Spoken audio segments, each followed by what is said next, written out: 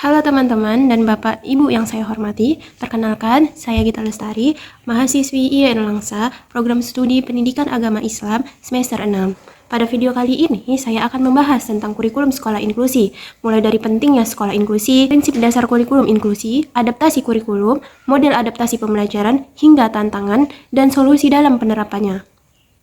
Kurikulum sekolah inklusi hadir sebagai upaya untuk menciptakan lingkungan belajar yang menghargai keberagaman, serta memberikan kesempatan belajar yang setara bagi seluruh siswa tanpa terkecuali. Lalu, bagaimana penerapan sekolah inklusi di sekolah, dan apa saja tantangan yang dihadapi dalam pelaksanaannya? Nah, mari kita bahas di video kali ini.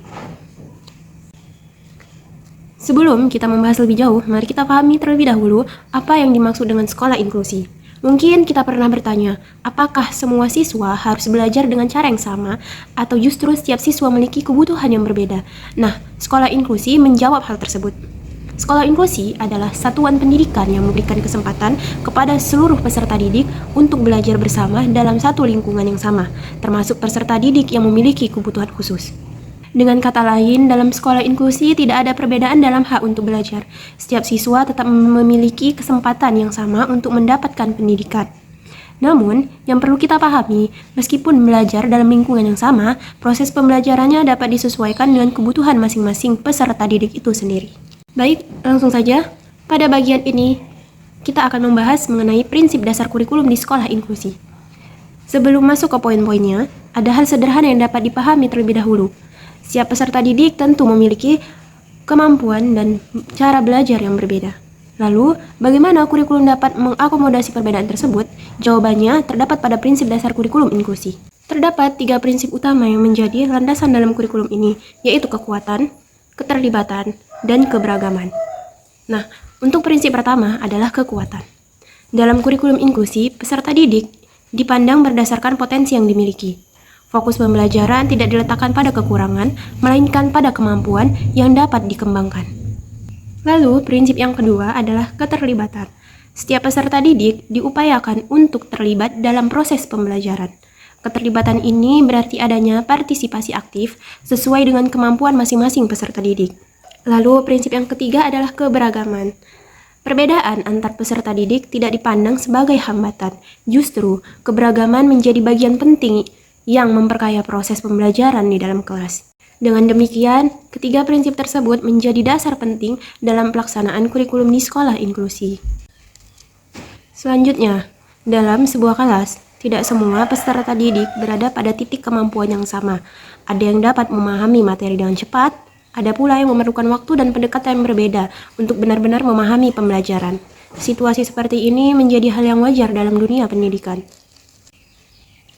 Namun, hal ini juga menimbulkan satu kebutuhan penting dalam proses pembelajaran, yaitu bagaimana kurikulum dapat tetap berjalan, tetapi tetap memperhatikan perbedaan setiap individu. Disinilah adaptasi kurikulum memiliki peran yang sangat penting. Adaptasi kurikulum dapat dipahami sebagai proses penyesuaian pembelajaran agar sesuai dengan kebutuhan masing-masing peserta didik. Bukan peserta didik yang dipaksa mengikuti satu pola yang sama, tetapi pembelajaran yang menyesuaikan dengan kondisi mereka. Dengan pendekatan seperti ini, setiap peserta didik tetap memiliki kesempatan untuk mencapai tujuan pembelajaran meskipun melalui cara yang berbeda. Hal ini menunjukkan bahwa dalam pendidikan inklusi yang ditekankan bukan keseragaman, tetapi ketercapaian hasil belajar yang secara adil.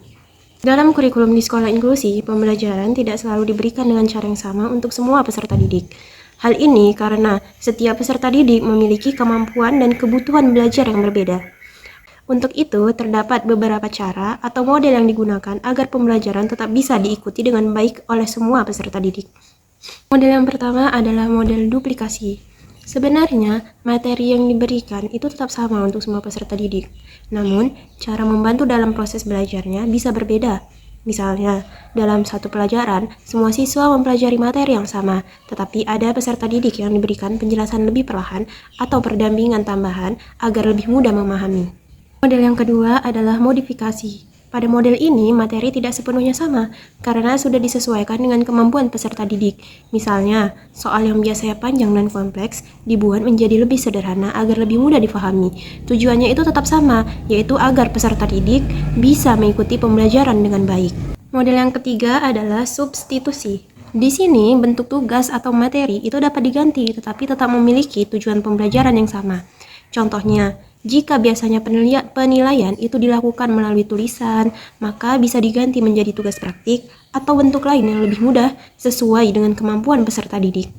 Dan model yang terakhir adalah omisi. Pada model ini, ada bagian materi tertentu yang tidak diberikan atau dihilangkan. Hal ini dilakukan bukan tanpa alasan, tetapi agar pembelajaran itu tetap sesuai dengan kemampuan peserta didik dan tidak menjadi beban mereka.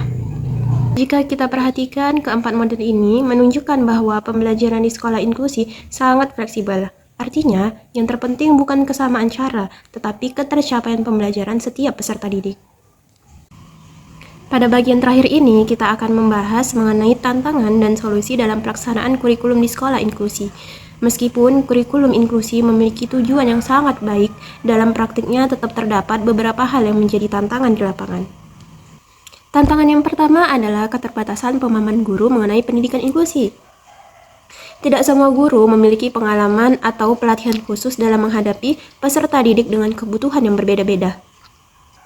Tantangan yang kedua adalah perbedaan kemampuan peserta didik yang sangat beragam dalam satu kelas. Hal ini membuat guru perlu menyesuaikan metode pembelajaran secara lebih kompleks. Selain itu, keterbatasan fasilitas di beberapa sekolah juga menjadi tantangan tersendiri, misalnya kurangnya alat bantu belajar yang sesuai. Namun demikian, tantangan tersebut bukan berarti tidak dapat diatasi. Salah satu solusi yang dapat dilakukan adalah dengan memberikan pelatihan kepada guru agar lebih memahami konsep pendidikan inklusi. Selain itu, sekolah juga perlu menyediakan fasilitas pembelajaran yang lebih mendukung kebutuhan seluruh peserta didik. Tidak kalah penting, kerjasama antara guru, orang tua, dan pihak sekolah juga menjadi kunci dalam mendukung keberhasilan pembelajaran inklusi. Sebagai penutup, kesimpulannya, pada akhirnya kurikulum di sekolah inklusi mengajarkan kita satu hal penting, bahwa pendidikan tidak selalu harus sama untuk semua, tetapi harus adil sesuai dengan kebutuhan masing-masing peserta didik.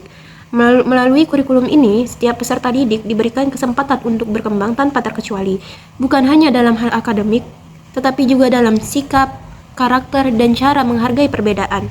Dengan demikian, sekolah inklusi bukan hanya tempat belajar, tetapi juga ruang untuk tumbuh bersama dalam keberagaman. Sekian penjelasan mengenai kurikulum di sekolah inklusi. Terima kasih atas perhatian yang telah diberikan. Semoga bermanfaat bagi siapapun yang melihat tayangan video ini. Baiklah, saya akhiri dengan Assalamualaikum warahmatullahi wabarakatuh.